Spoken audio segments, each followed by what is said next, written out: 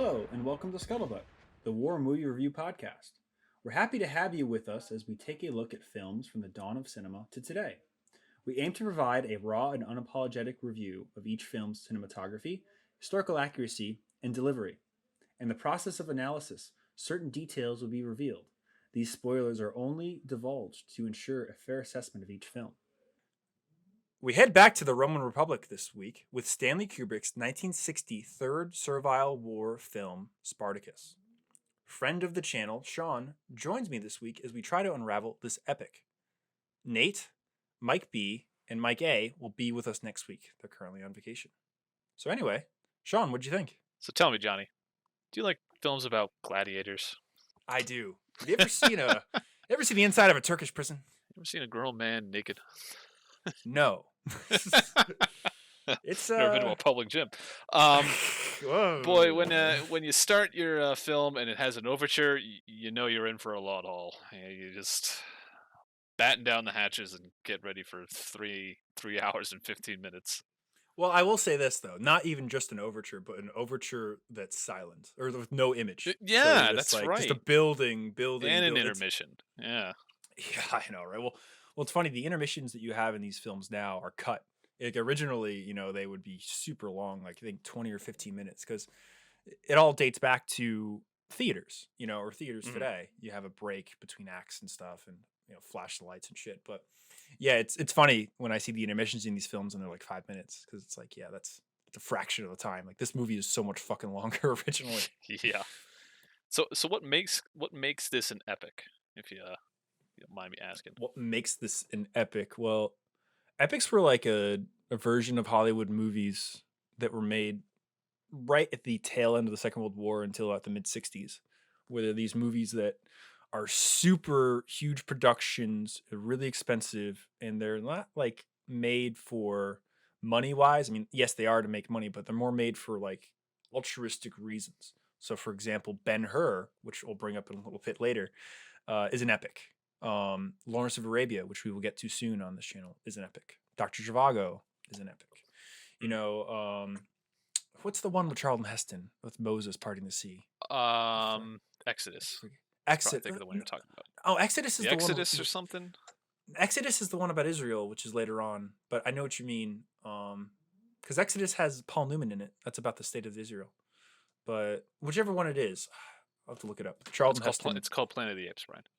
Oh, well, I see. That's not an epic, but to me, that's an epic. And to a mutual friend of ours, that's definitely an epic. But, yeah, so that's really what epics were. They were just these huge fucking mega projects that just cost a ton of money. And again, they were made to like kind of tell a certain period of history, usually ancient or medieval or like, at a lot of times in the 50s, biblical times.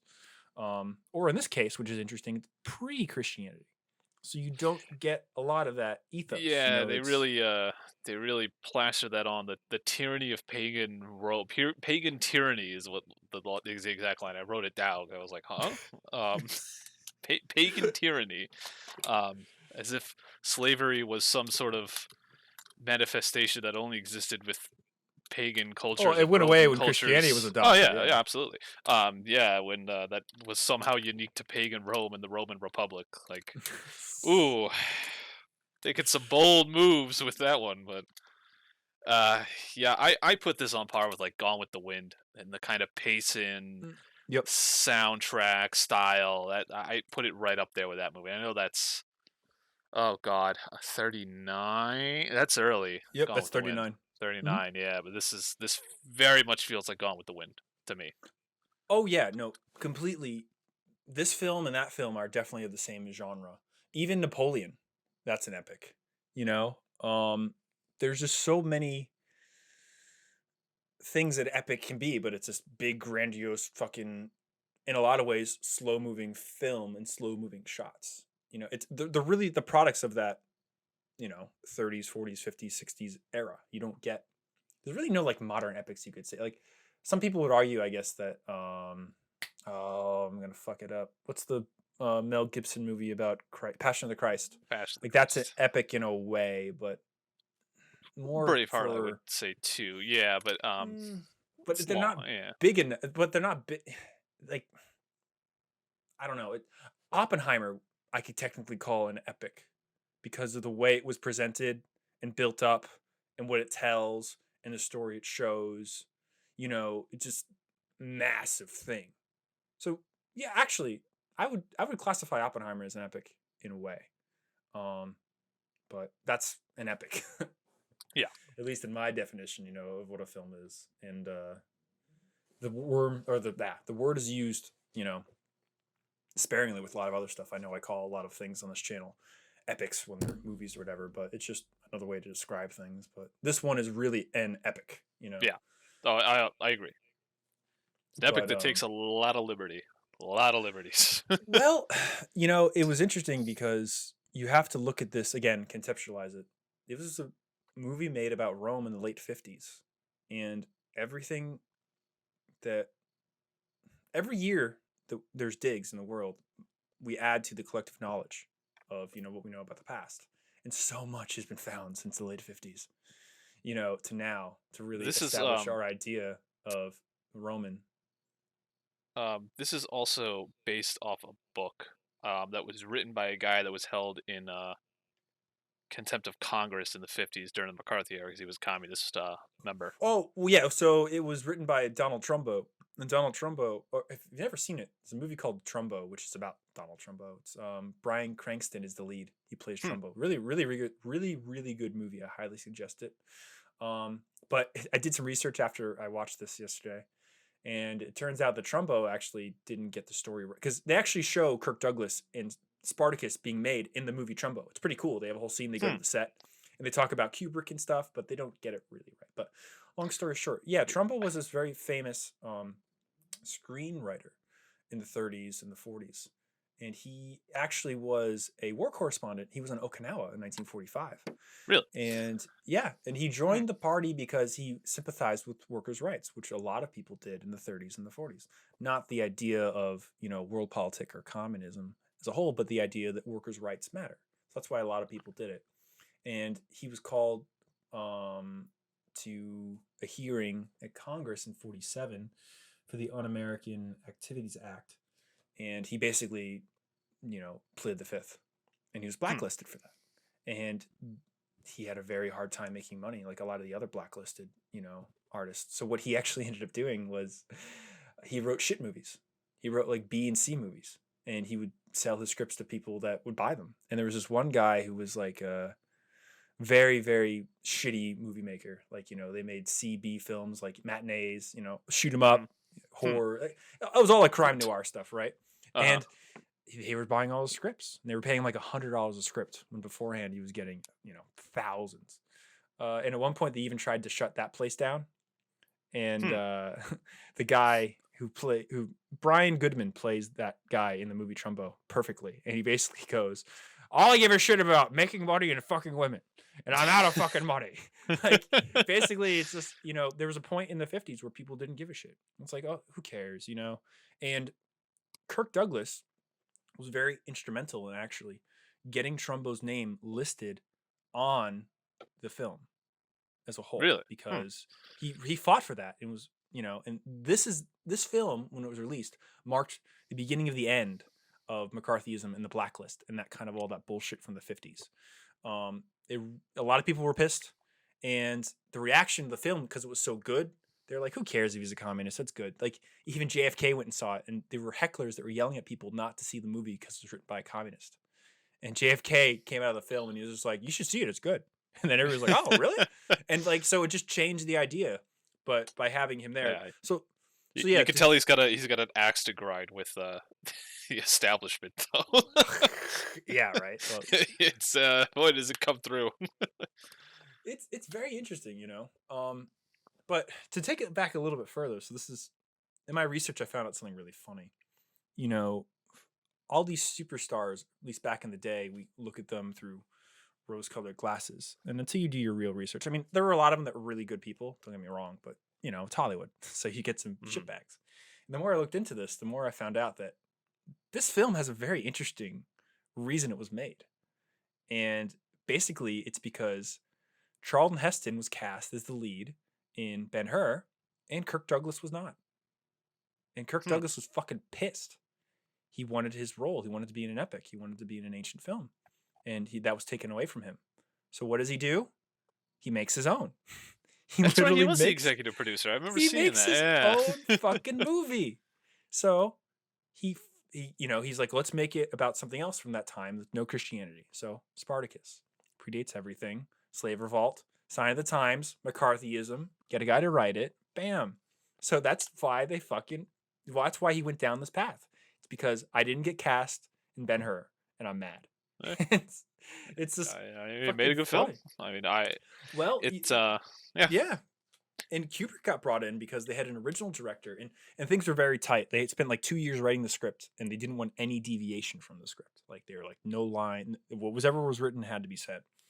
And the first director they hired was a famous guy, and he was there for a week, and he had so many clashes with Kirk Douglas that he just said, fuck this, and left. And Kirk Douglas had worked with Stanley Kubrick on Paths of Glory a year earlier. And the reason that they had actually come to meeting was in 1955, Kubrick made a film called The Killing, which is a really good crime noir movie from the 50s about these guys that rip off a racetrack. It's really, really good. If people are just hearing this for the first time and they like crime noir films, please check it out. You like Kubrick. It's the one of the films that really sets up his eye or his career for the next 40 years. It's like things that he does in that film he'll do again, but better in like 2001 or The Shining. Yeah, you could if you just took the director's name out, I would not guess this is Stanley Kubrick. Who made this film. Well, that's the funny thing, yeah. So fast forward, he makes The Killers, or The Killing. Yeah, The Killing, and it's not that good of a box office success because they like release it in the middle of January, which is a great time to go see a fucking movie for half the country. The dumping ground for all the right. Movies. The first 3 months of the year, and it was a double feature too, so it really didn't. But it was so well done, it got around Hollywood and into these small circles, and basically, it got to Kirk Douglas. Kirk Douglas at the time wanted to make a war movie, and he ended up getting in touch with Kubrick. And long story short, Kubrick his first movie he made was a not well done war movie called Fear and Desire, which is like a sci-fi movie about these soldiers that are stuck behind enemy lines. And it's funny, like they wanted to do completely unknown things. So they're wearing German helmets with USMC helmet covers with P44 USMC camouflage, with like jack boots, American belts, and German webbing. And then like the enemy is like another crazy conglomerate. Oh, and they all are armed with G88 Mausers. So it's like this crazy, again, they just wanted to be out there and just, show a conflict through a lens that doesn't exist. And then long story short, he ended up with Kirk Douglas, and he wanted to make another war movie because he wanted to, do a better one. He wanted to come back to the genre. And when Kubrick was 14, he read a book called Paths of Glory. And that stuck with him, and he optioned the rights, and yada, yada. He made that film, and then it was a good success. And he proved to a lot of people that he could one of my pull off favorites. a big film. Yeah. Oh, it's so good. Well, it was cool. I watched this one review about it, and they were talking about how Kubrick did it and stuff. And basically they were like, he was trying to show that it wasn't the military that was at fault. It was that technology had changed so much, and that warfare was different, that the military aristocracy had not adapted to the times. They were thinking of more of a war from the 1890s, 80s, and 70s perspective, than the murder in the trenches. And after hearing that and looking at the film, I see that. And Kubrick also apparently had this thing, and I do see it now in all his films. He loved how humans interacted with technology. And thinking about HAL 9000 or even a lot of the other things, like I do see that, especially with Dr. Strangelove. So it's interesting how he's able to like mend those things together. So Paths of Glory is like technology has surpassed this aristocratic structure of the honor of aristocracy. Exactly, yeah. So it's like the aristocracy is trying to find its own way in the now, but the times have changed. So it's a very interesting viewpoint in the film. The movie's had something for everybody. Definitely check it out. Watch Paths of Glory if you haven't. Yeah, it's fucking great. Haven't seen it. So he proved he could do a big film, and Kirk Douglas needed a director, so he hired Kubrick.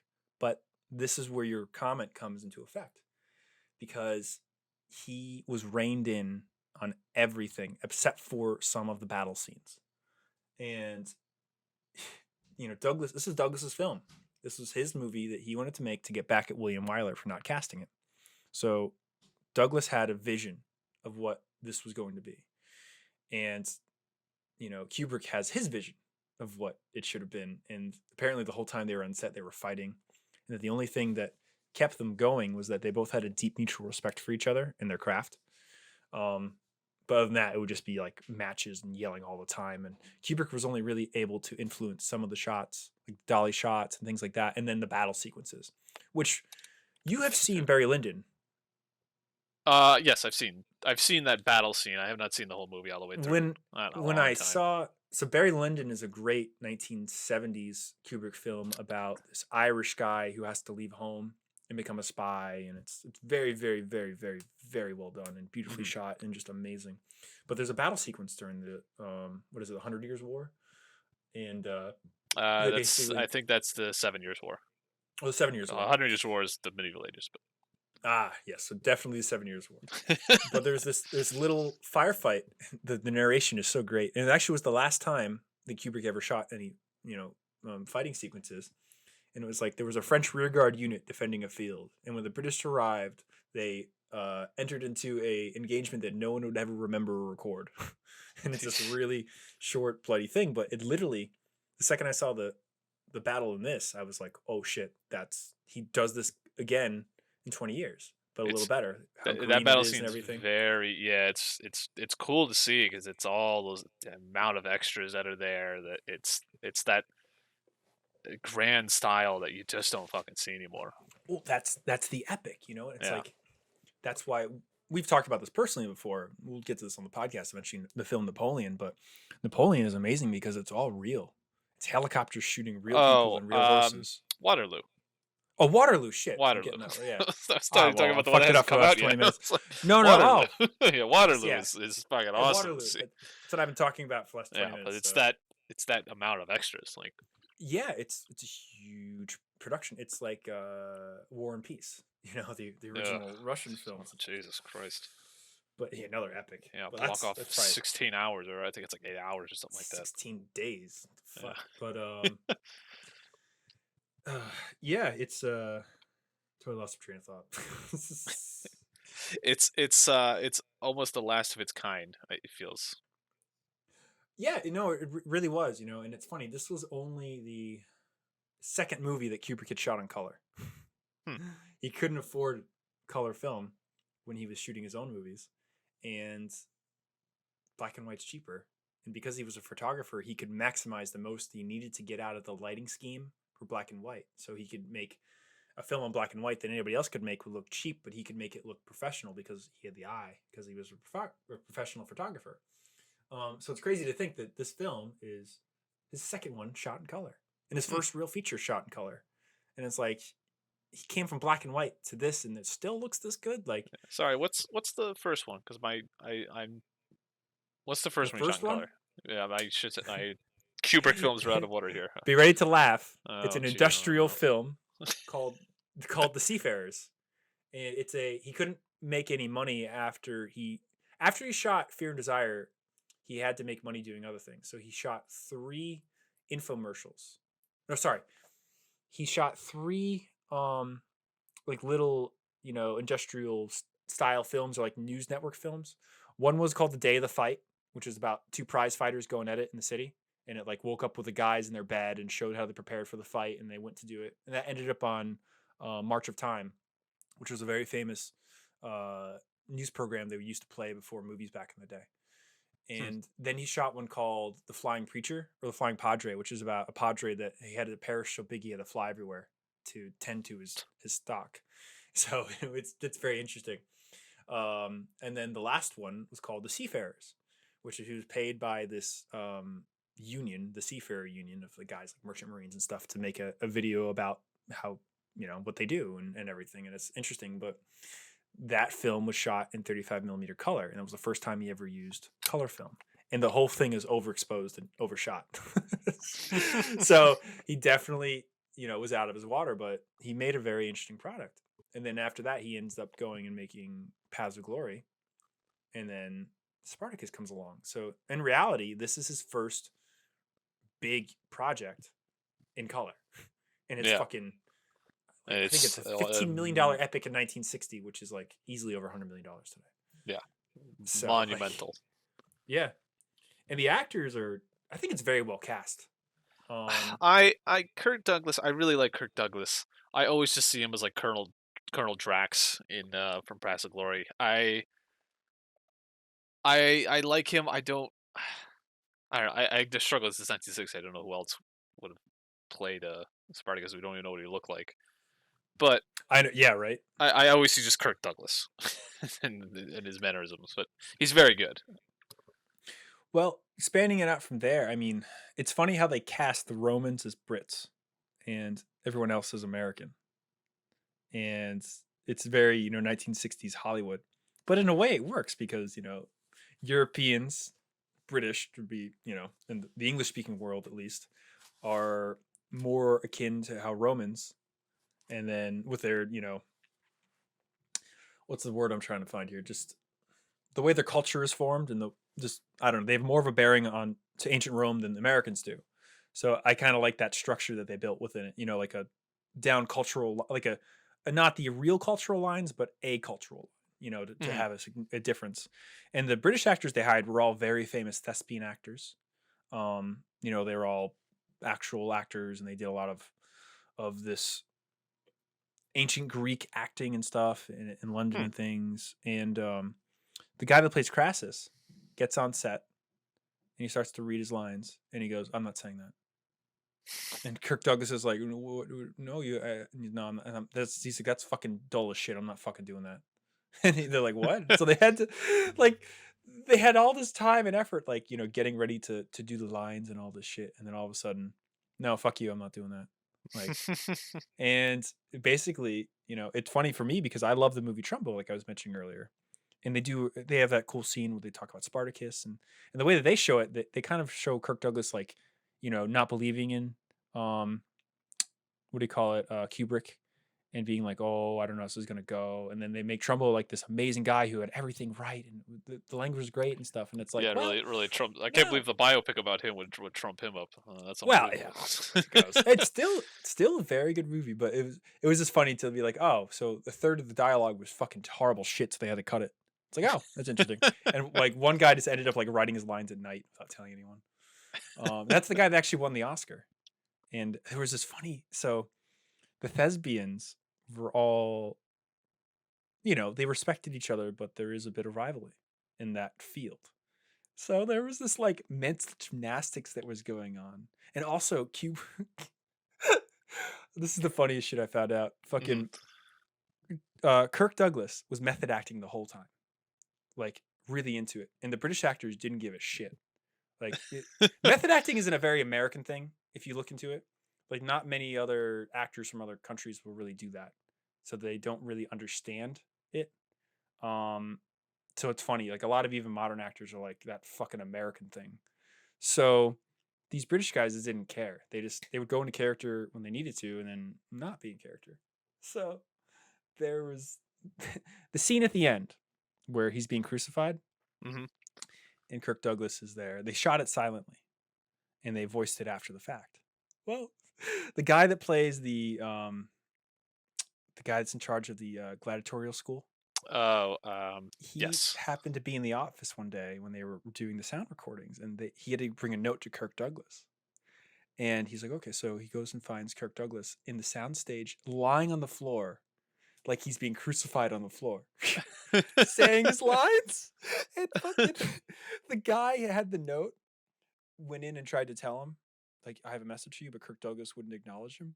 So he lied down on the floor next to him and like he's being crucified and turned his head and whispered, "You have a message?" And he's like, he gave me the dirtiest look I've ever gotten in my life. Oh my God. Just the thought of that. It's just like fucking a guy lying down next to Kirk Douglas. You have a message. And just getting up. Oh my God. But that shit was happening a lot with the other actors too. So the thespians were all like trying to outwit each other via acting. So there's this one scene where it's with Crassus and again that guy who's the gladiatorial school director, and they're talking about who can identify Spartacus, and they're apparently in one of the takes, Crassus was trying to see who could have the longer pause, so he's like, "Oh, do you happen to know where Spartacus lies?" And the guy who was telling the story, he's like, "I picked up on it immediately." So then he went, "Oh, I haven't the faintest." Like they literally they like were the just stupidest contest. Yeah, they were trying to fuck each other over, like, and screw each other up, and like it was all friendly competition in a way. But and the guy that plays the Roman senator Gracchus, he was very, very famous, even though they and were the dead guy for that a long time.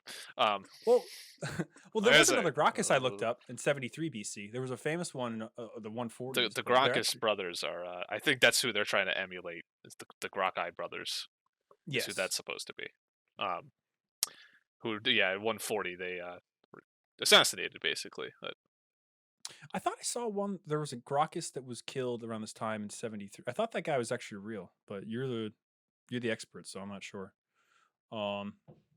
But long story short, that guy was a very respected old school actor, and the guy that played Crassus was like trying to outwit him at every point, and a lot of their like on scene tension, that's real. Like that's like them again. They're all like trying to fuck each other over, but not fuck each other over in the open. I don't know. It's like it's a very interesting not be overt about it. Huh. Yeah, it's like a very interesting game of wits as fucking Kirk Douglas is like flying on the floor of a fucking soundstage. Well, now we talked about like everything for the film. So Yeah. how does it like stock up to the actual history of the real event, and who It- was Spartacus? Was The I've short heard that he answer was a is slave, he was auxiliary. nobody I mean, knows. oh. Nobody knows. This is why I say it takes a lot of liberties. This is the third Servile War is this. We know it happened. We know we know what Spartacus did. We don't know why. There's no Spartacus manifesto. There was no stated reason. There's no, as far as we can tell, like statement given by some of the captives of what they were doing and why. It just is. All we know is from the Roman sources who were writing after that period. One who was writing quite recently after the period. Some sources seem to be working from earlier sources that we have since lost, unfortunately, which is what a lot of ancient history is, unfortunately. So Spartacus, there's many different thoughts about it. Well, a lot of what is said is that he's a Thracian, which was like basically like modern Bulgaria is. They were I guess you could call them barbarian people, nomadic people, who fought primarily on horseback, who were constantly fighting the Romans for much of the part of the late Republic into the what we call the Imperium. Um, but it's a thought that either Spartacus was a captured POW, he may have been a Roman auxiliary, which is basically an allied kingdom to Rome that you fight within the Roman army, and eventually you get citizenship after. And it's thought that he was a deserter, and thus he was captured and sent to, and basically brought into slavery. But regardless of what is true or not, he was put into a ludus, which is a gladiatorial school. That's what they're called, and it was in Capua, and we know he broke out. That's kind of the basis. We only know very little about him now. There's a lot of strong evidence that he was an auxiliary, a deserter, because obviously he beats quite a few Roman armies, so he clearly knew how the Romans thought, how they would act, how they would how to respond to that. So he clearly had some sort of military training, or he was just some sort of military genius that was just unfound of. But the short answer is we don't know who Spartacus is because there's no written source by him. And this is also the third Servile War, which is basically the third large slave revolt. The first two were on Sicily, where earlier in this, about 40 years beforehand, and even earlier before when those wars broke out. Huh. So were slave revolts like common in the ancient world? I know that, people talk about the Bastille and all that kind of shit, but So the short answer is there was always disruptions. There would be somewhat revolts, but they would usually be put down quickly.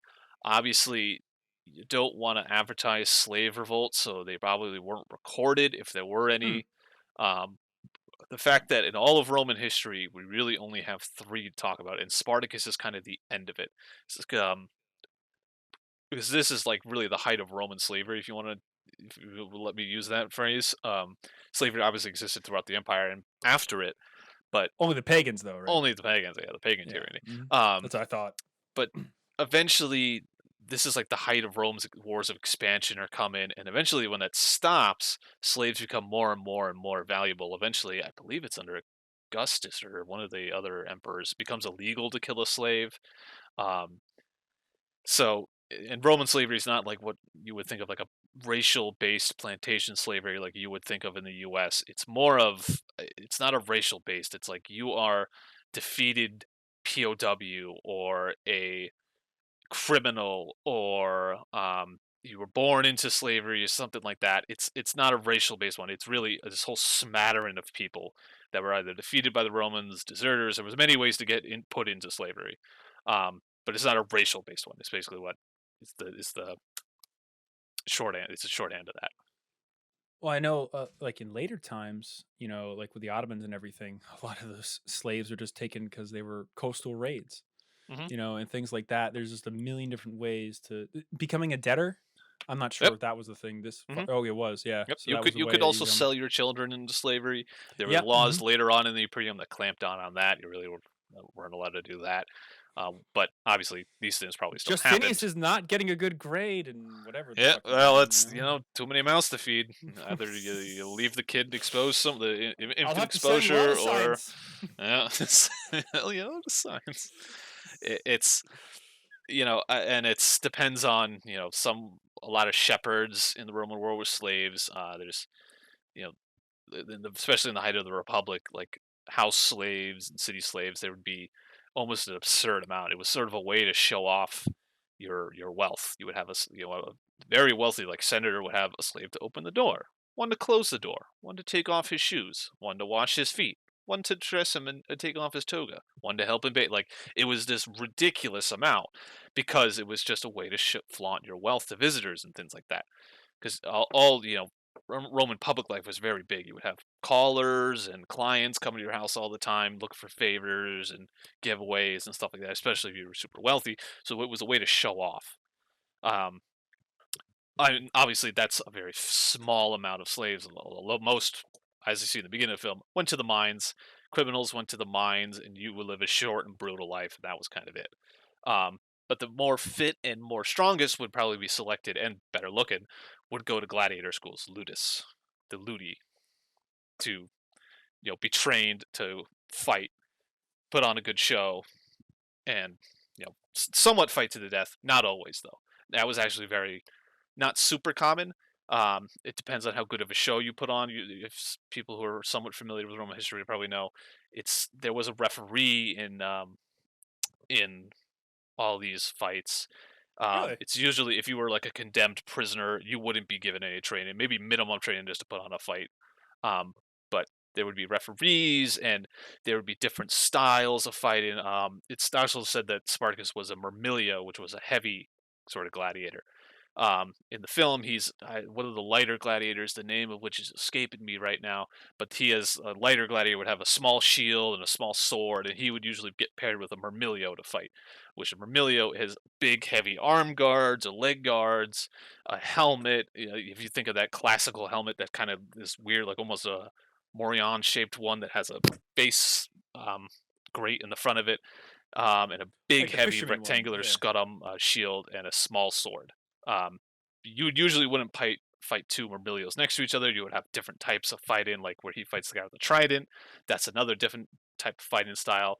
Um, so you would try to have exciting shows and go on. And as they say, when he doesn't want to fight the head of the gladiator school, doesn't want to fight them to the death.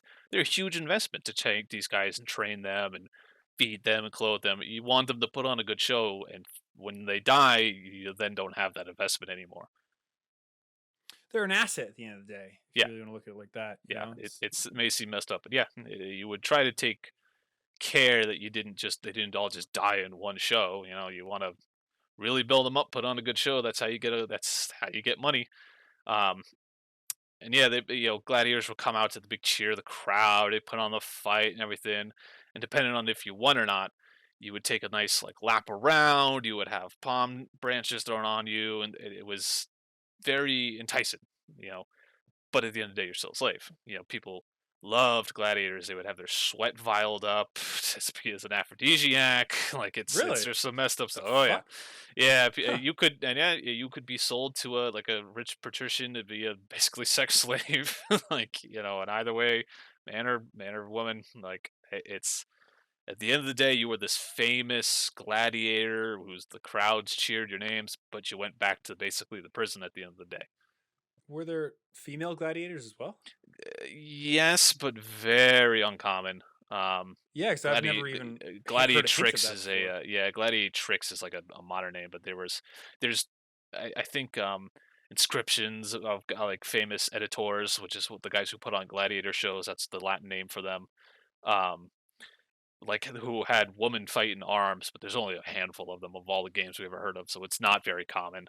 Beast fights and stuff like that are way more common, or have the gladiators decked down all silver armor, which apparently Caesar did at one point. That's more common than you hear about woman gladiators maybe a handful of times.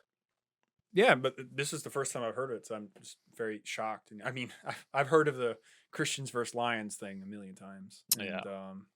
Or the fact that the games in Rome were huge. The Colosseum is types of games huge. Yeah. But that's also the Colosseum goes about in AD 70. So, but by Colosseum you. I mean the Colosseum, the Flavian Amphitheater. If you want to give me the correct name, right? Occam's razor here, Sean. Yeah. But what would they call? Because every bigger city eventually would get a circus or something. So would they go to the circus to watch gladiator matches, or were they really only in arena? Rome? An arena. Oh, it was really what it was. I'll have to look up the Latin name. But basically, an arena, kind of like the one you saw, in the film. That's a pretty crude one. There's one in Capua, actually a little ancient city in Capua. I'll try to find a photo of it. Nathan can. Oh, it still exists. Nathan, do the thing. Yeah, there's ruins have been found of. Nathan, there's ruins all over. Of gladiatorial arenas and stuff like that. And how widespread were they? Very popular. They're basically all over the empire. All over the empire. Yeah, they were very famous. Yeah, they were very popular. Now I'm interested to see where the most random fucking gladiatorial site still exists. Yeah, there's probably some in Libya in the middle of the desert. What's now the desert. There's a lot of Roman cities that are abandoned out there. Yeah, well, after they took Carthage, they just fucking populated that shit, and then sandstorm. Thanks to Rune. Yeah, and also the it's not as viable as it was back in the Roman area, but Roman era. Oh well, yeah, with all the trade and everything, because that was the center of the world. It was it's not as it's more arid now. It's not. Oh, the climate's changed. Well, the climate has changed. That's what I'm trying to get. There are a few places that that's happened in the last 2,000 years, and I'm not trying to be like climate change. This is natural processes because it's the last 2 millennia. Yeah. But it's interesting how this very small changes over periods of time how humans have left. There's a really cool documentary. This guy, he goes around the world to crazy places in the 90s. He goes to Libya, and he has he's given a guard from Gaddafi and stuff. But long story short, they go very far south into the country, into the hills, and they find remnants of Roman outposts. And apparently that was some of the southernmost outposts of the empire. They would have 200 miles south of the Libyan coast. They had these ring of forts that was trying to keep out the bears. So it's just fucking insane, Romans in the middle of the desert. I mean, North Africa was a Roman province for hundreds and hundreds of years. It's hard to think of now because it's now Arab, the Arab population. It's mostly predominantly Muslim faith, but thousands of years it was a Roman province. What this has nothing really to do with this, but it's a good quote that kind of puts things into perspective of how time passes with history. And I know you've heard this before. So, the city of Constantinople, which is now Istanbul, was sieged since it basically was built by everyone. And it was sieged heavily into the 800s until there was this very big battle where the Arabs lost the whole fleet. Very long thing. And basically they decreed that there would not be any more fighting, for Constantinople until it changed. And long story short, it was 600 years about of a moratorium on fighting to take Constantinople. And then finally in the 1400s. Among other reasons, yeah. That's the reader that's in a capital right there. They did it. Oh, I'll take a look at it. They ended up attacking again, resieging and taking the city. The period of time since the Turks took the city in 1453 to now is shorter than the period of time that the Turks decided not to attack the city to the time they besieged the city. So that just puts into perspective these huge expanses of time. Yeah, so long these people so that were there. It's the Arab Caliphate, not the Turkish Sultanate of the Ottomans. And it's a whole different people. But yeah, that's it's crazy to think about that's the thing about the Roman Empire is how long it lasted for. It's crazy to think about, and we're still feel you still are in the shadow of the Roman world today. What's the standard size of a railroad track? That literally draws its fucking way all the way back to the Roman Empire. And what's the standard width of a cart track? It's amazing how certain things just stay throughout time because look at if you're a lawyer, you look at the legal language. It's in Latin. Right, quid pro quo and all that stuff you're talking about with Trump. It's all in Latin. Oh god! Wait till they have to bring him to Rome. But the third. So getting back to Spartacus. Well, I would ask you something too, but yeah. Go ahead. Well, so this is a very, it's a war movie, but it's more of a Civil War strike film, and they do a lot on both sides of the story to show, what's happening and things. And they do show a lot of Roman society. Now, one of the shows I really like, I think I should watch again. I thought about this last night. I was watching this, is Rome, the old HBO show. And it made me that's only about 20, 30 years off from this. This is 71 to 73 AD, and that's Caesar's Siege of Valencia was in 54 BC. You meet Julius Caesar in the film. Which is that was cool. Revolt is in the 40 to 30 BC. I'm gonna get someone's gonna already. It wasn't the fucking those periods, but you're not far off from this. Like Caesar, Pompey, Crassus, those are the third triumvirates, and those are the guys who start bringing down about the fall of the Republic. Crassus maybe not so much, but Caesar and Pompey are who fight the Civil War, and they're they're in this film, so that's how far off you are from the fall of the Republic. Well, it's just and from crazy. HBO's Rome, yeah. It's just crazy to me to think that the Roman Empire existed for so long, as we've been saying, and they really only focus on this 2-century period between like 150 and 150 BC or whatever the new term is to 50 CE or BCE like is really just that's what it is slap an E on the end of it. Common Era, that's what it is. Yeah. Wait. So you mean when we got rid of slavery? Yeah. The pagan tyranny ended. That's what I thought. I mean, it's this is one of the most the Civil War and Caesar is one of the most known periods of Roman history. There's sources that are fresh. There's Caesar himself. There's Cicero, the great statesman who has multiple writings you could read. It's definitely, I always want to say the most well documented, but it's definitely not the most interested in my opinion. There's so much of Roman history. There's literally like 2 millennia going on here. You can really pick and choose what you want to read about, but if you bring it right to 1453. Oh yeah. Well, but they call themselves Romans, but are they actual Romans? Yeah, well, yes. And now, Sean, the real question here is that argue that till the cows come home. Now that we don't have slavery, does the ghost come from the Holy Spirit or from the Son? No. Where does the Logos come from? Is the Son the same essence of the Father? Now we get into the Aryan heresy, the Spartacus podcast. We got to start burning these fucking icons, okay? I can't see this shit. Gotta get rid of these icons. That's why we're losing to the Muslims. It's 875. Let's do this shit. But no, it's just very interesting to see like all the civilian, life, because again, you think of Rome, you think of Caesar and Gaul and fighting and Britannia, whatever. But it's just interesting to see this other side of it, And Rome, I think, the TV show does a really good job of showing Rome. Yeah, the TV show does a really good. Rome is really cool because they really did a good job of showing how they lived in reality, and it was just neat, to see this stupid shit. Like I think one of the episodes like smoking pot. They have the oil they put on their skin and stuff. It's just very interesting. Yeah, the surgery they do is one of my favorites on Titus. I don't remember that. Like drill it out the back of his head. That's a real thing. Yeah, it's it does a great job. But like if you take that and you understand that like Crassus and the Ludus, which was actually in the city, they have in the city of Capua. It was a Ludus is more of a prison than a school.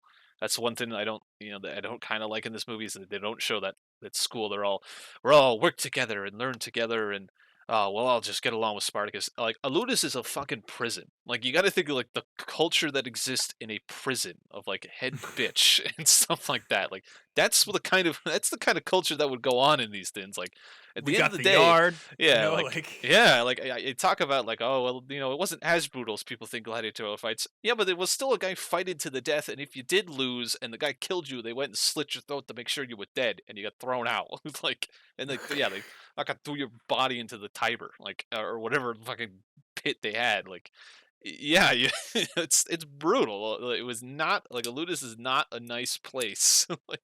That's a good way to put it. It's a fucking prison.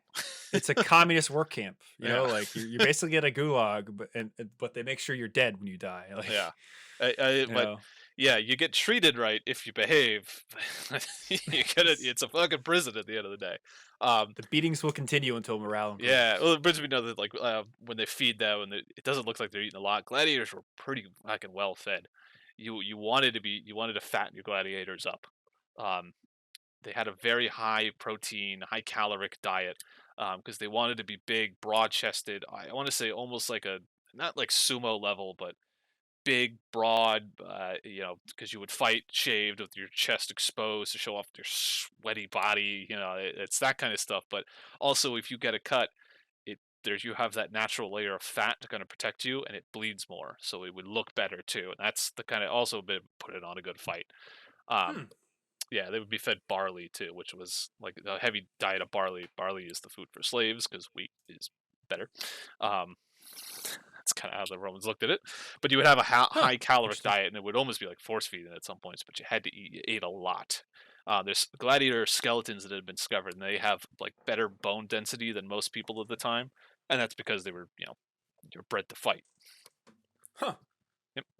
You're literally a fucking a prize fighter with a chain around your neck. Yeah, it's not a pleasant existence.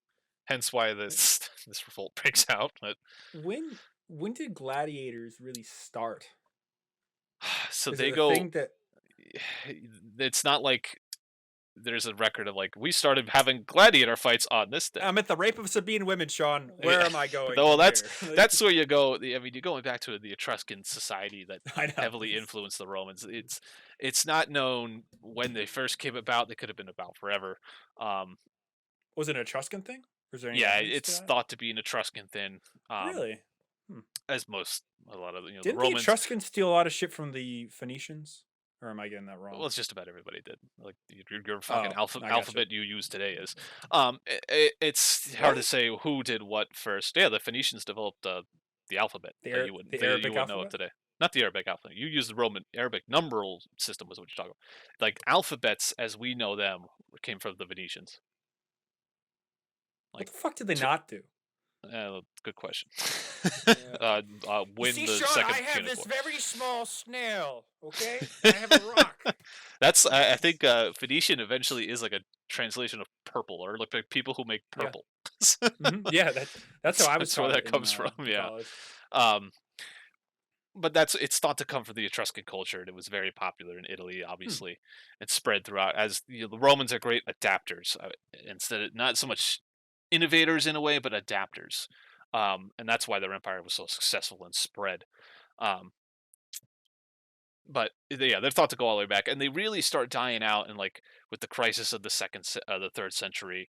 Once slaves become hard to come by and expensive, and Christianity kind of does start to take over and spread kindness, shall I say, or more humanity as we would understand it. They kind of die out in popularity. Wild beast hunts and chariot games would get chariot racing would get way more popular than gladiatorial combat. And eventually, as as the West fades away and as what we call the Byzantine Empire, continues on, they're donezo. Probably donezo around 300 with Constantine. Interesting. So they really were, well, not a short-lived period, but they didn't last too far into the empire.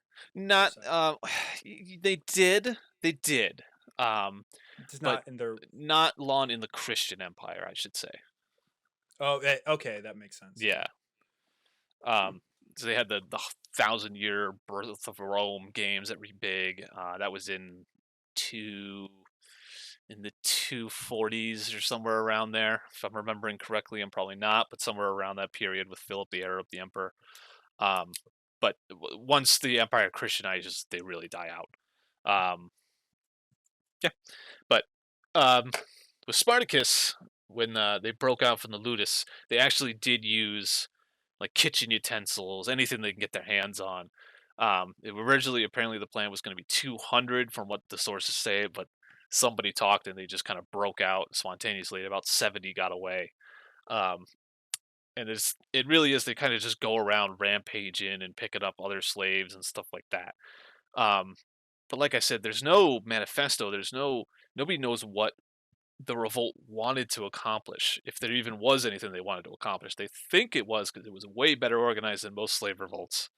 But they just sort of gain steam, loot Capua, and eventually they retreat to Vesuvius and make a sort of hideaway, a maroon community on top of Vesuvius, which they show in the movie when they're on top of Vesuvius. However, Mount Vesuvius at the time, no one knew it was a volcano, was Well, super this is heavily. before the eruption. This is before, right? yes. This is before the eruption, yes.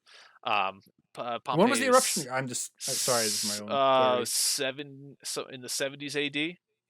Also about 100 years. About 100 or years. 150 years, actually, to do Yeah, the real just math. But interesting. yeah, way more in the future, maybe even 80 AD. Wow. Right? Yeah, I think it's under dimission. Yeah, but I want to say 80 AD. But yeah, this is in the future. That's the eruption is in the future. But Vesuvius was very heavily wooded. Actually, if you look at a fucking photo of it, like during the war or today, it is heavily wooded. And they send down originally the Senate doesn't really take notice of this, as it is just some slaves broke out. As they start looting the states, they take a little more notice, and they send a praetor, which is sort of a mid-level military official, and that's kind of a sign of how little seriously they took this threat.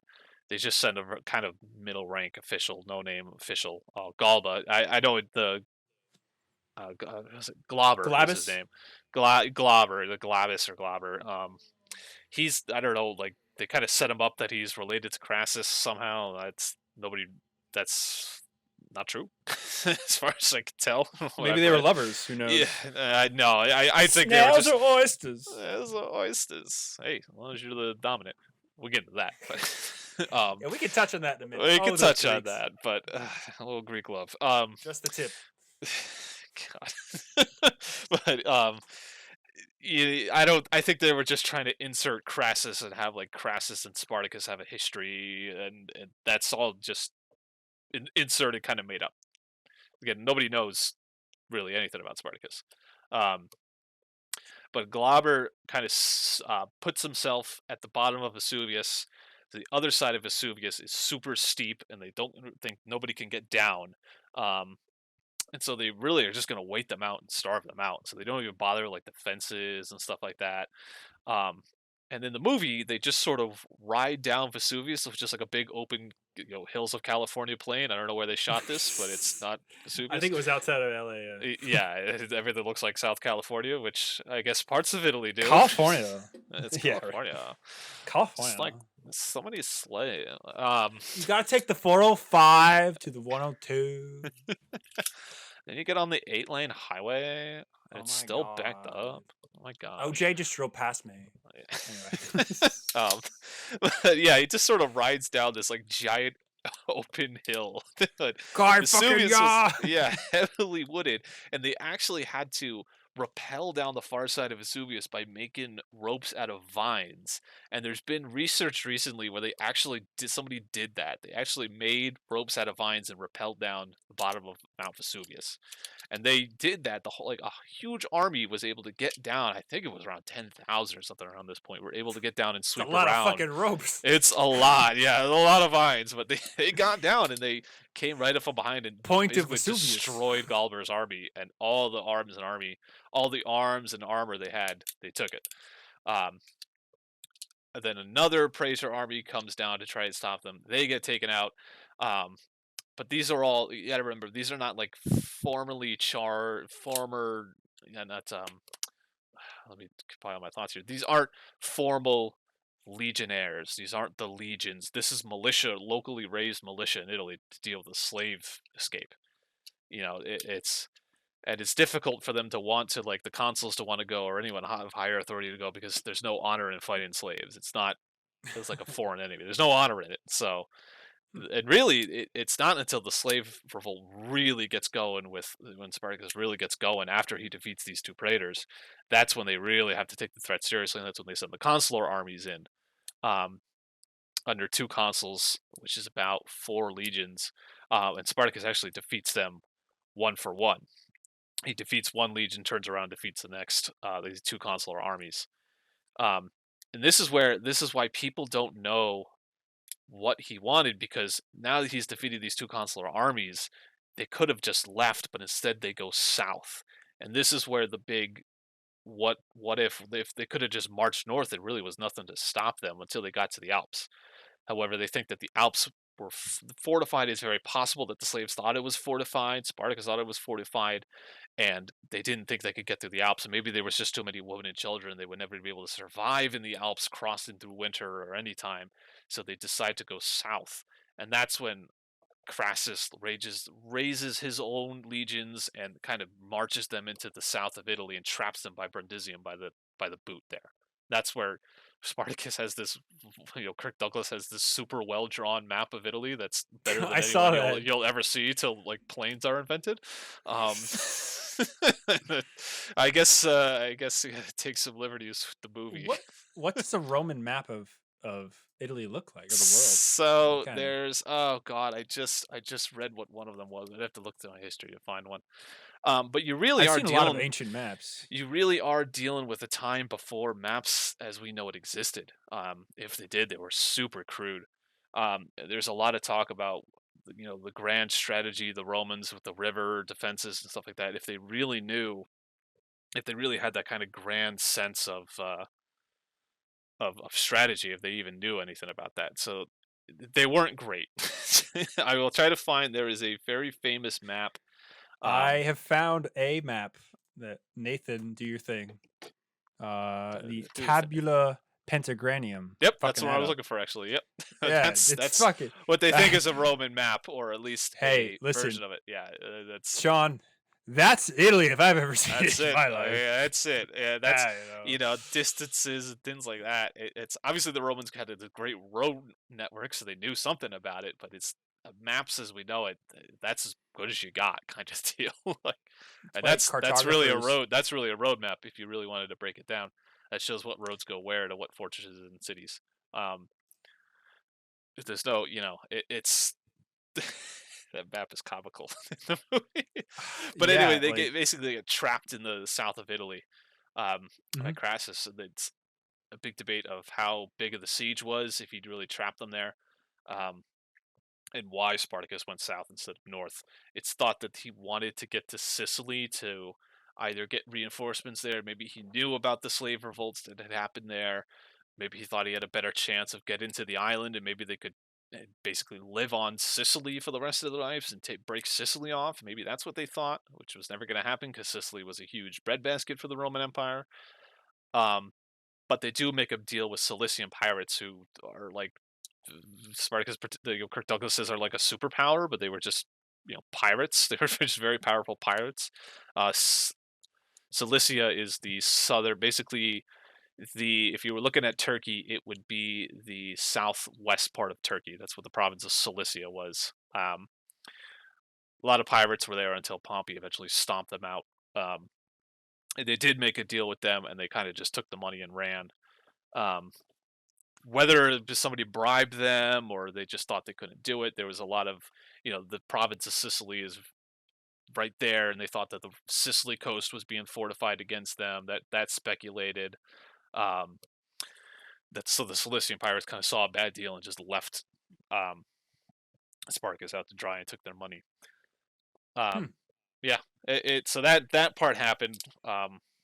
It's also very treacherous straits. The straits. Yeah, they they think they could have tried to get they could have got across by raft. They maybe have tried that, couldn't do it. So eventually they have to break out. This is where the army actually splits into two at several points. Crixus, he's mentioned a couple times, that he led another army. He led another breakaway army, and he was defeated. And eventually Spartacus was defeated by Crassus at the big battle you see at the end of the movie. I will pull up the name of that battle right now, as it's fucking escaping my goddamn memory. So, and it's funny, I totally forgot that we mentioned this an hour ago at this point, but that battle, so I don't think there's a lot to really rival that. Obviously, when we talk about arms and armor, it's 1950s idea of what Rome was, so it's not the best. But when you take that out of it, just the numbers and the way the cohorts and the guys move, and knowing really they're all cool. real, it's really fucking cool. Yeah, it's really cool. Like in a bowl, in a way, like so you can see, towards the Romans and then up towards Spartacus. And what I loved was the marching men. Yeah, and how they don't stop. Yeah, and you're like, okay, and then it's. And then just continuing. Yeah, they're in the fleet. So yeah, they're in the cool. the manipular formations and stuff like that, the sentries, and they're fanning out. Like it's really well done. It's really cool to see. Again, like we talked about Waterloo, it's like when they get to the fighting, it looks a little hokey, but like just that scene of all those guys in formation marching and shit, it looks so cool, and it's just something you don't see again today. No, and that's the amazing thing about epics.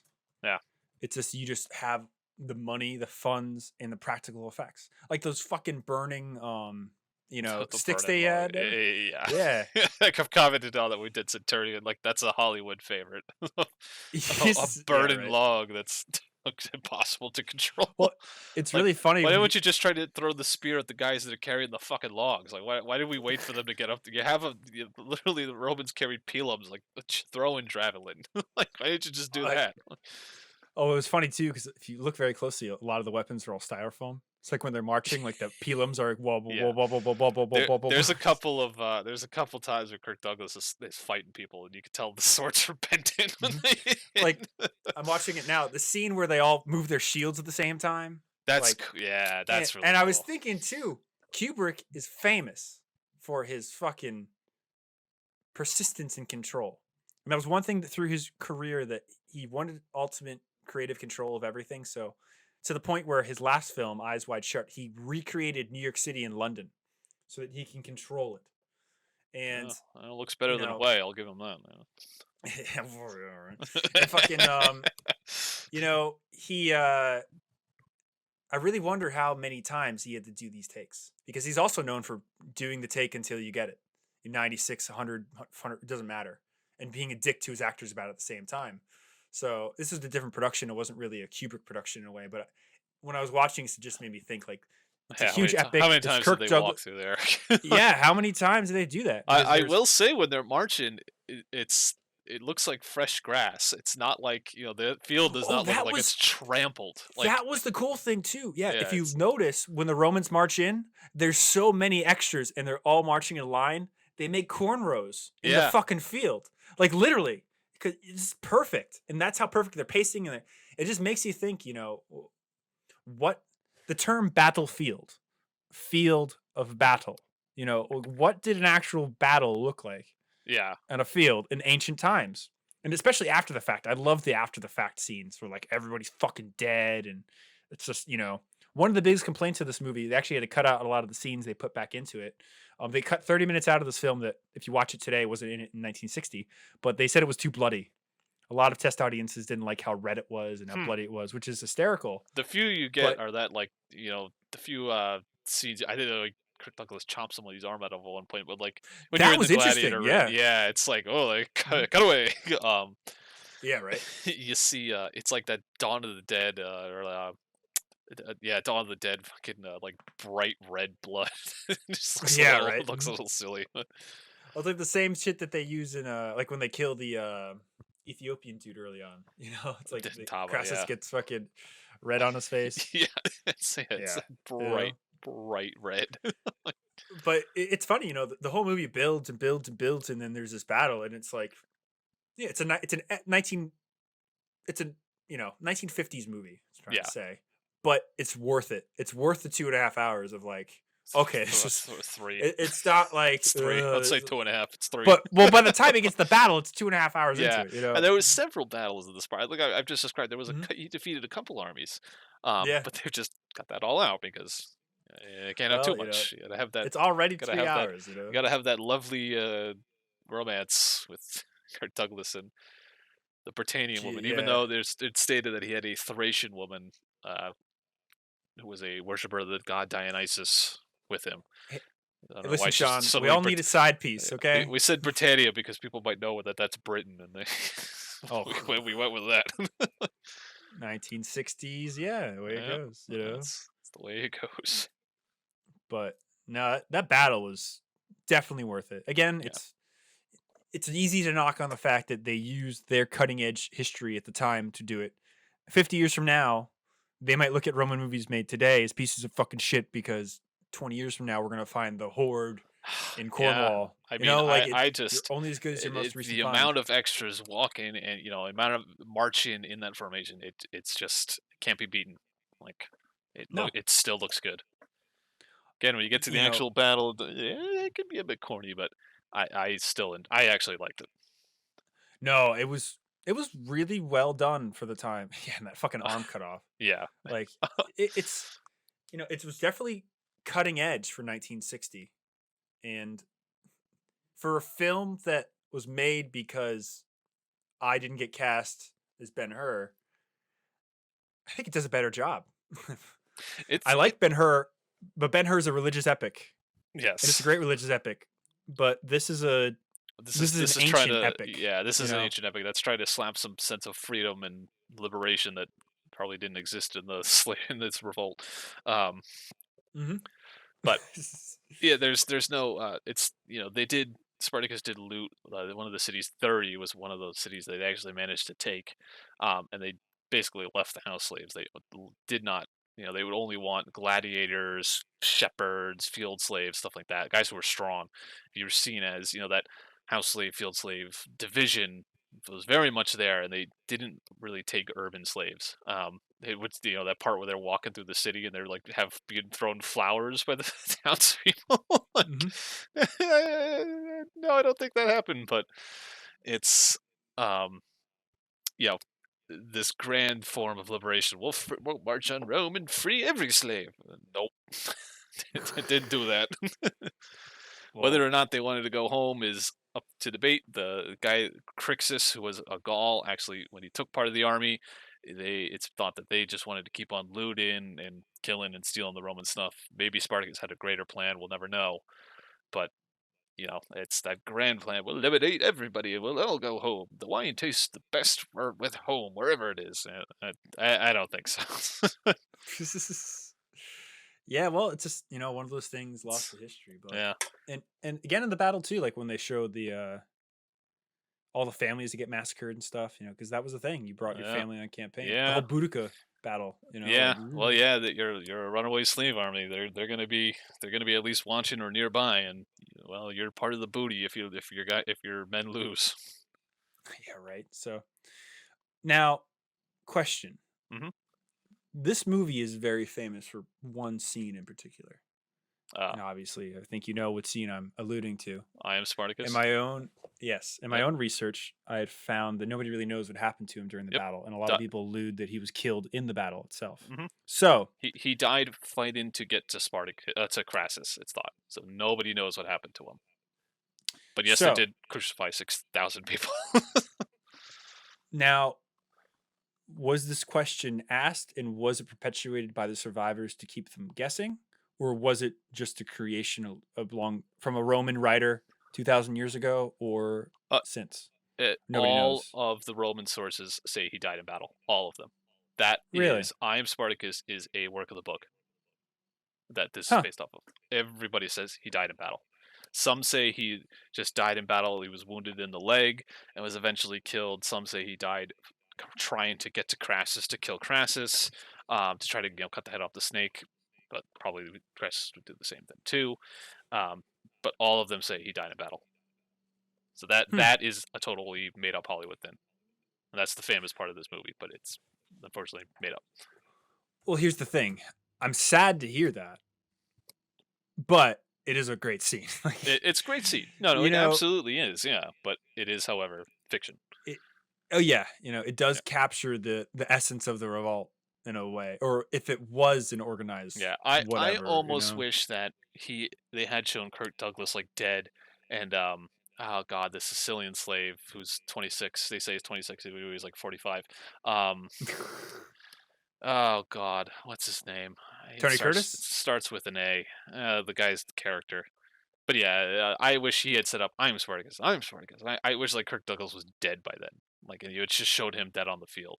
But they have to have the whole thing of this is your son, and oh, he's free now, and we saved him to piss off Crassus. I think that whole 30 minutes of the movie after the battle is unnecessary. But I agree.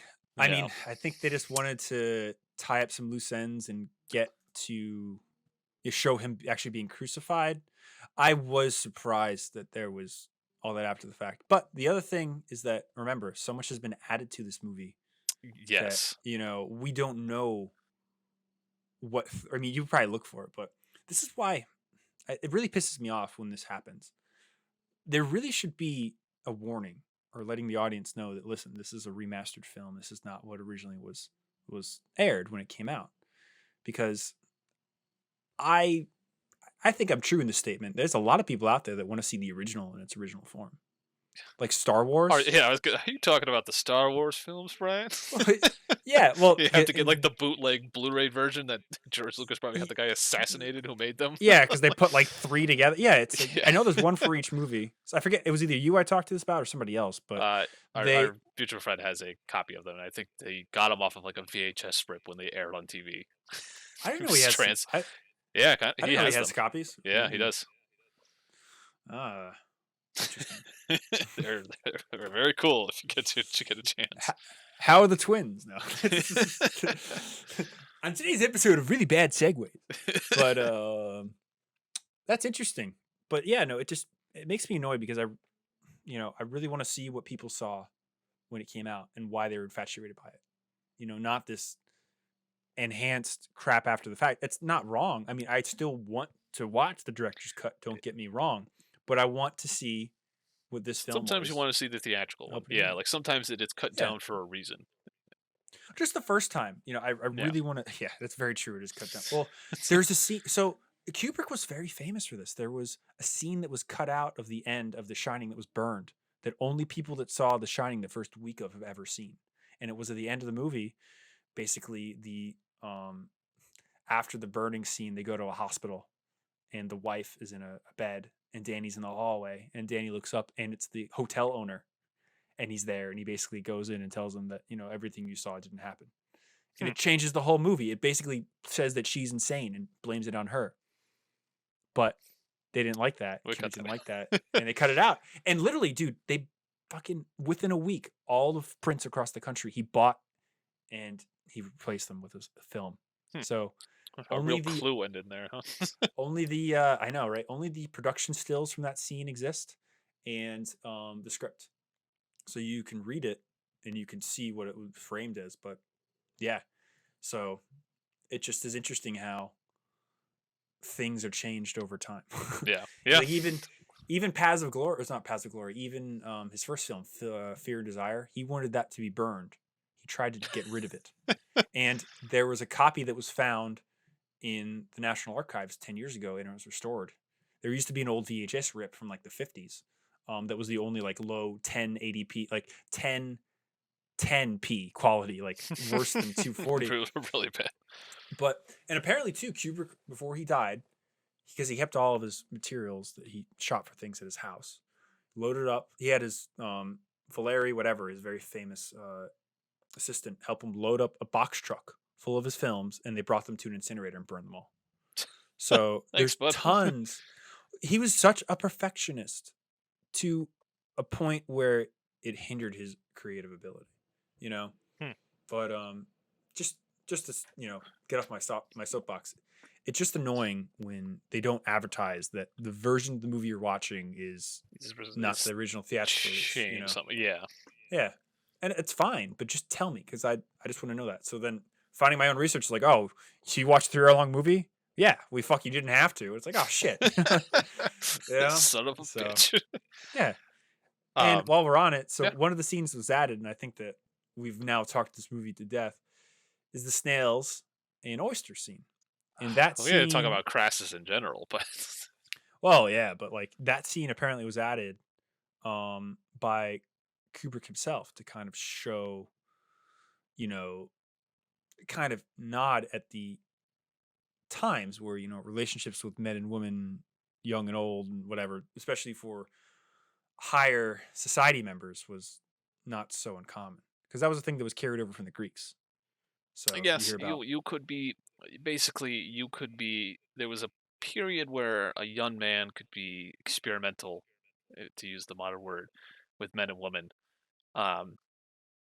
and could take male lovers. You were eventually expected to get over it, I'll use that term, and go on to find a wife and have children. This was with the Emperor Hadrian had a young lover, and there's a bunch of it was kind of scandalous because, you know, he was the emperor. How could you still be doing this? And then his young emperor. Oh God, the name is escaping me. It's really annoying. Fuck. I'll remember it. But his young lover, they believe, committed suicide because he was afraid. The thought is that he was going to be with Hadrian forever. He would never tire of him, and he actually had him deified in his cult. Competed with Christianity for quite some time in Egypt. I will have to remember the name, but you could basically have male lovers. It was accepted, and the dark part of that, if you were a attractive male slave who had a male owner, you could basically not say no. And Rome is big on, you are the dominant partner, so, you know, you were not the bottom, basically. As long as you weren't the bottom, it was kind of okay as well. That's also a caveat to that. So take with that as you will, but that was kind of the times, and that obviously changed with the Christianization of the empire and change of morals and values and stuff like that. Huh, that's very interesting. So to use another modern term, an American term, it's kind of like it was viewed like a Rumspringa kind of thing. Yeah, like, as long as you weren't the bottom, I'll say that. As long as you weren't the bottom, you're okay. Again, if you're like as the guy who runs away from Crassus, you know, he knows what's going to happen, and you can't say no. So. Well, there was that thing that like Spartans used to like fuck each other or something. Like that comes up in a bunch of Greek armies. I think Corinth might have something like that. I can't comment on that. I don't know enough about it. But yes, that apparently like Spartan women would have to wear like men's clothes on the day of the weddings. They would actually get aroused. I've read that before, but neither here nor there. Interesting. Well, you know, Antonius is the kid I was thinking of. Antonius, the cult of Antonius. But look it up. Hadrian's lover Antonius. But Interesting. It's it just goes to show though that how different of a culture it was. And it's it was removed from the original film in '67 when they did a reshowing, which is you understand. Also, if you think about the late '60s compared to the early '60s, you're having all these Stonewall. What am I trying to say? You have like all the riots for gay rights and everything. So took that out. Snip. Yep, there it goes. It's funny how the times influence certain things. Yeah. But we have to talk about Crassus, who I don't know who the costume designer was who gave him like those like boots they're fucking wearing. Holy shit. I just every time I saw it was like, what the hell is that? Like, what are those? What are those? Like, I just who made that decision? I just what a choice. But Crassus actually, he was. They talk about like first general and rich and emperor, like the richest man of Rome. Yeah, he was the richest man in Rome. That's true because he got rich on property speculation. He briefly fought with one of the generals in the Sulla in one of the first Roman civil wars against Marius, and Sulla eventually won that. But he had some military experience, but he basically got rich off property speculation and buying the property of people who were caught up in the prescriptions of the fallout from that civil war, where their property was confiscated and sold by the state. And he also got rich because he had the best fire brigade in Rome because he had so many slaves. And that's a classic thing. Yeah. He would not, but he wouldn't put your house out unless you sold him the property, basically. So you became his tenant. So if you wanted to save your stuff and anyone who was inside, you had to sell your house and property to Crassus, and then he would put it out. Like, because he had so many slaves that could form these giant bucket brigades. So that's how he got rich. He bought up so much property around Rome.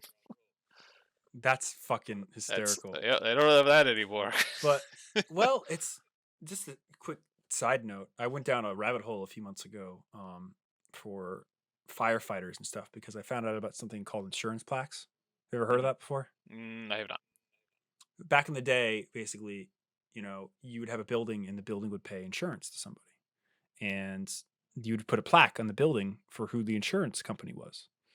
And I'm talking about like, medieval times. And what would happen is that if there was a fire, then the insurance company that had its own like fire crew would be responsible for putting that out. So only the insurance companies, fire crews would put out their own fires for their insurance, for their buildings. So long story short, if a fire crew showed up and the building was on fire and it didn't belong to their conglomerate, they would let it burn. They would just put the water on the buildings that they owned. And this culminated in the very bad London fire. I think it's 1666. Yes. Right. You're actually correct about that. I actually know that's when that fire was. Yeah, it fucking burned out half the city. Well, there was a law that was made after that because basically these fire crews were only going to their sites and trying to save them. So they created this law that actually was in effect in America at the time of the colonies and still is in effect. The first 3 crews that arrived would get paid. And the first crew to arrive would get paid the most. The second crew to arrive would get paid half of that. And the third crew to arrive would get paid the least. That's why firefighters rush to fires. Because originally there was an incentive to get paid. So that's why we have the system that we have. Humanitarianness to it nowadays, but it's all a business, things gotta baby. start somewhere. But originally it was an insurance company thing. Where It's like it's the Nick where they tried to like steal the patient. Guy's got the baseball bat. Keep him stealing the patient out of the ambulance. The Knickerbocker. Don't you fucking come to him? Yeah, literally. It's like this is my rich guy. But it's crazy, but yeah, that's funny. He fucking made all his money off slave fire brigades. Crassus, he raised the legion that eventually, the armies that would eventually destroy Spartacus. He raised them by his own, and that's where it's very famous for enacting decimation. I wanted to bring that up. Yeah, they didn't have it in the movie, but they fought Spartacus at one point as they broke out from Odysseum, and one of the cohorts or one of them ran away. Dropped their weapons and ran, and Crassus brought back decimation, which is basically that unit that ran away. It's not like the entire army, but it was, I think, a cohort or a smaller unit than a legion, I believe. You basically draw lots, and the guy who gets the 10th short stick basically gets beaten to death by the other 9 guys. So, and that is to inspire fear. And let's just say after that, they did beat Spartacus. So that comes up very, very very few times in Roman history.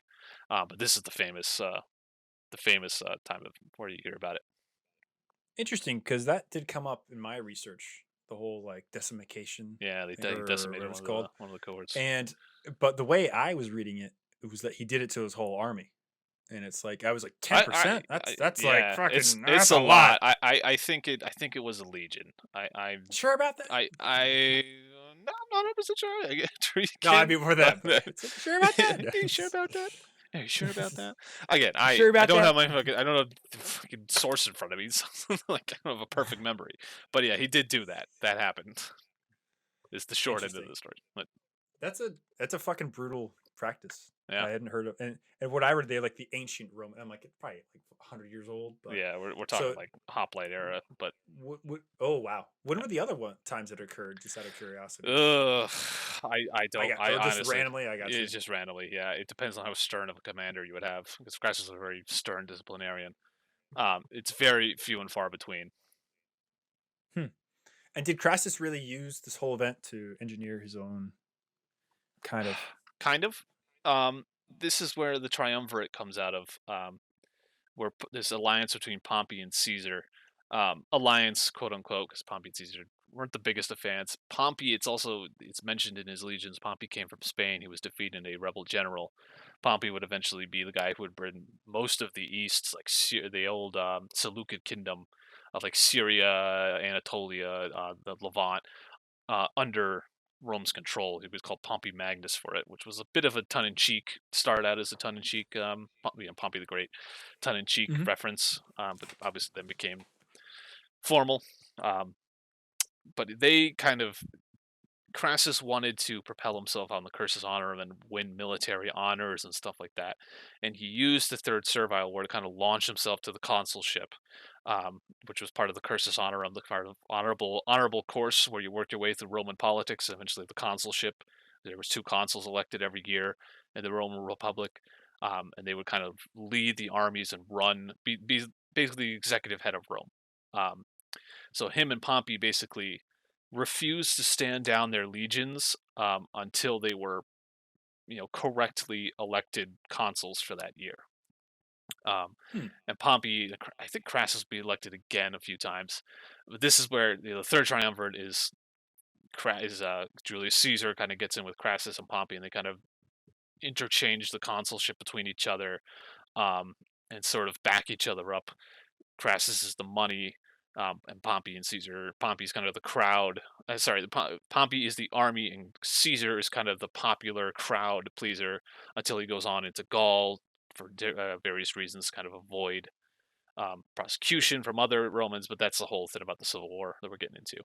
But Crassus would go on to become the governor of Syria and fight a war against Parthia, and he was killed by the Parthians after this.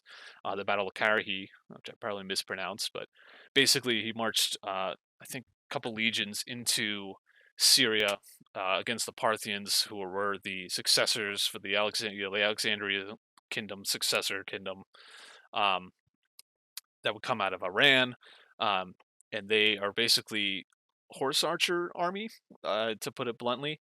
They're a cavalry-based horse archers, and they basically shot the shit out of Crassus's legions until he couldn't escape, and then they just kind of rode them down. And it's Crassus apparently was decapitated and then had his head preserved, or there's different stories that he also had like molten gold poured down his throat. Was killed like very that. Game of Thrones. Yeah, it was basically that. Only he didn't meet a good end. It's kind of the end of this is the short end of the story there. Well, if the movie is right for his character, then maybe it's he was he was a miser in real life, a stern disciplinarian miser who wanted to catapult himself to glory and fame, and used the Servile War to do that, along with Pompey. and eventually Caesar, to get going with Caesar, he kind of partnered up with Caesar, but didn't meet a good end. Not exactly the best guy. Just like other Mediterranean warlords, he met his end like Gaddafi. He met a violent end. Other foreign shores. But yeah, Decimation. That was something I wanted to bring up. I don't think there's an IMFDB, but I'll take a look quick. I would be surprised. Sure. I can tell you the prelims look a little wonky, but it's all like, right. Yeah, it's that Hollywood cheap. Get as many extras as you can, make them cheap. Kind of uniforms. Yeah, right. Well, surprisingly, but not surprisingly, Spartacus is not on IMFDB. My God. So I had to confirm that for the listeners. I definitely saw a Roman hand cannon. But Mark II. What do you call it? The Mark III is a later war variant. Oh, that didn't come out until I think they used that at Madrasa, but I'm not sure. Anyway, well, I think we've killed this movie in every way, shape, or form. I can't think of anything else to talk about. Can you? No, I'm sure I've definitely left stuff out. Yeah, but go do your own research on the Third Servile War and Spartacus Revolt, and his impact on society today, and if you get out there. This movie's good. I enjoy this movie. Yeah. So, final thoughts, Sean. Final thoughts. Bring it back now, y'all. Bring it back now. You want to go first? You go first. It can feel a bit slow at times, in my opinion. Like I compared it to Gone with the Wind. If you've seen Gone with the Wind, that's kind of the pace and style of this movie. It can seem a bit dated, but it is, I think, worth the time. The soundtrack is awesome. Like, it's that epic. We keep using the word epic, but it's that kind of grandiose style that kind of sticks with you. And it, we'll say it roughly follows what we believe the third Servile War was about.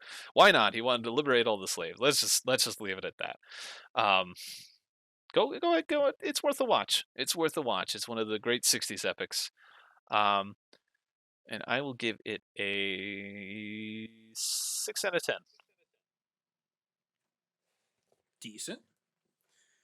Yeah, it's a very interesting movie for a lot of reasons. It's definitely one to watch. It's one of the better epics ever made. It's nice that it's not a religious epic. Not that really matters, but it's nice that we have ancient stories that aren't about Christianity. Yeah, it's very much a product of its era, but it's good. It's worth watching. It builds up to a battle that's fucking really cool. And no, I really happen to agree. There's not much more I could add. But I would give this a 7 out of 10 at the end of the day. It's definitely solid, totally worth a watch. So putting this into the calculator that we'll see if Spartacus would ever been able to defeat Crassus, we get a score of 6.5, which is decent, Decent, yeah. For a 63-year-old film at this point. It's definitely really cool. Yeah. It's just very interesting that, the history behind this is interesting, and how it's all political, civil unrest, in a way, and how these people are trying over the course of 2 years to really stifle it and get rid of it. And at the same time, it's funny to look at the reason this movie was created and the fight during production to get it made. Yeah, the history behind the movie that you've said is great. Well, it's almost as interesting as the real story. You know what I mean? Like, you have all this, like, Crassus is paying off this guy for that, and it's like, well, this thespian is trying to see if he can have a longer pause to fuck over that guy, and it's like, it's all mind games at the end of the day, and it's just very interesting. The other thing that I took away from this in my research was that Kubrick was a man that, well, let's say it like this: as a somebody who's in the film industry or whatever, in a way, it's at the beginning of your career and the ending of your career, you have the same thing. You have financial, or not financial, but you have creative freedom. Do what the fuck you want. If you're on top or you're at the bottom. Only when you start to climb and you're on the ladder at some certain points are you, restricted due to a multitude of reasons. So Kubrick in this film got to the point where he realized he could make something huge, but he was going to have a lot of pushback from people that were quote unquote in control, studios or unions, whatever. And after this film, he really moves into his own style. This is a Kubrick film, but it's not a Kubrick film. But this is the one that cements the next, 12 or 11. He goes from making this to making Dr. Strangelove. And that's the real, we have Paths of Glory, don't get me wrong, but that's the real beginning of the idea of what Kubrick is, style. The myth. Yeah, this is everything he learned up to this point. He then fucking jumped off a jumping board and was able to make the art he was able to make. But this is a very important crossroads, and not just for Kubrick, but for Hollywood as well, because 1960 was a very interesting time. There was the last time I had a really big strike like we're having now in Hollywood. Oh yeah, all these things that were happening. And it was, I forgot that was in the 60s. Yeah, it was very, the Hays Code was coming to an end. There was a lot that was going on. McCarthyism was coming to an end. Well, have you ever seen The Aviator? Howard Hughes, he was fighting Hollywood with how much fucking big brassieres you could, everybody was pushing the system. And this film was just, part of that in a way. And it's got a lot of elements of old Hollywood and a lot of elements of new Hollywood. And the new Hollywood at this time was like the films coming out of Europe that were all like, what's the term? Not real, but there's like the art house films are coming out of Europe that were really influencing people. And, Kubrick knew the idea that he needed full control if he wanted what he wanted to get. And he moved in that direction, and look what we have. So it's a very important movie, not just for him, but for cinema as well. And for that reason alone, it's just worth watching. So yeah, go check it out. Check it out, fucking cool. Let's check it out. Yeah, check it out, fucking sweet berry wine. But hopefully you get that quote. Oh yeah. Thanks.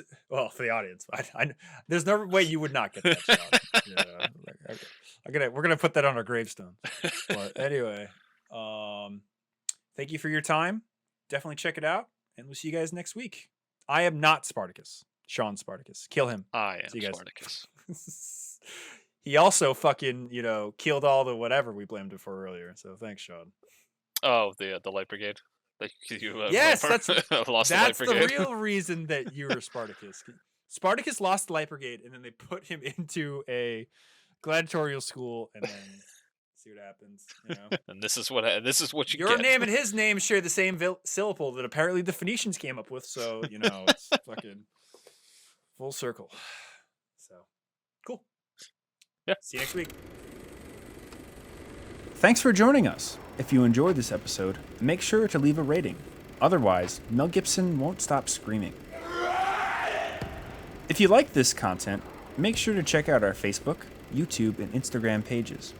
If you want to directly support our work, make sure to check out our Patreon. All these links are in the description below. Until the next time, Scuttlebutt out.